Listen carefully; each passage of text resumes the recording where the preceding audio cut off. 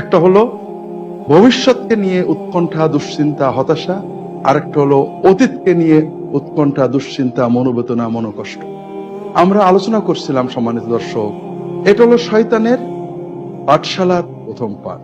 আল্লাহ তাআলা কোরআন কারীমে আমাদেরকে জানালেন, শয়তান তোমাদেরকে ভবিষ্যৎ, অসহায়ত্ব, দুর্বলতা, দারিদ্র্যের ভয় দেখায় আর অশ্লীলতার নির্দেশ দেয়।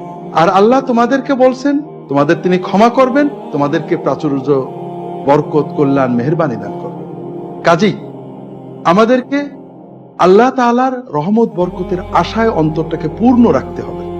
আনা ইনদা যন্নি আবদি বি, আমি আমার বান্দা যেভাবে আমার ব্যাপারে ধারণা করবে আমাকে সেভাবে পাবে। আমার বান্দা যদি মনে করে আল্লাহ রহমত আর আমি পাবো না, ভবিষ্যৎ আমার খারাপ হয়ে যাবে, তার সেই অবস্থা হবে। আর বান্দা যদি আল্লাহ তাআলার উপর আস্থা রাখে যে অবশ্যই আল্লাহ তাআলা আমাকে এতদিন ভালো রেখেছেন, আল্লাহ তাআলা আমাকে অবশ্যই ভবিষ্যতে ভালো রাখবেন, তাহলে তো আল্লাহ তাআলা অবশ্যই ভালো রাখবেন। কাজেই মুমিনের দায়িত্ব হলো, ঈমানের অংশ হলো এবং ইবাদত হলো যে আল্লাহর রহমতের উপর আশাটা পরিপূর্ণ রাখা, ভবিষ্যৎ নিয়ে কোনো দুশ্চিন্তা না করা। ভবিষ্যৎটা আমরা কিছুই জানি না, ভালো অথবা মন্দ, আমরা যত দুশ্চিন্তাই করি না কেন, ভবিষ্যৎ যেটা হবে সেটা হবে। আমরা ভালো চিন্তা করলে সওয়াব হবে, আল্লাহ রহমতের আশা থাকলে মন ভালো থাকবে, আল্লাহ বরকত দেবেন। খারাপের আশা করলে কষ্ট লাগবে, কিন্তু কোনো লাভ হবে না। আর এই জন্যই তো আমরা দেখেছি আল্লাহ রাসূল সাল্লাল্লাহু আলাইহি ওয়াসাল্লাম বলেছেন, মান আসবাহা মুআফান ফি জাসাদিহি ওয়া আমিনান ফি সিরবিহি ওয়া ইনদাহু কুতু ইয়াউমিহি ফাকান্নামা হাইজাত লাহু দুনিয়া বিহাযাফিরিহা। যে ব্যক্তি সকাল হলো নিজে সুস্থ আছে, পরিবারে শান্তিতে আছে এবং সেদিনের খাবার তার কাছে আছে, তা তো দুনিয়ার সবই এসে গেছে।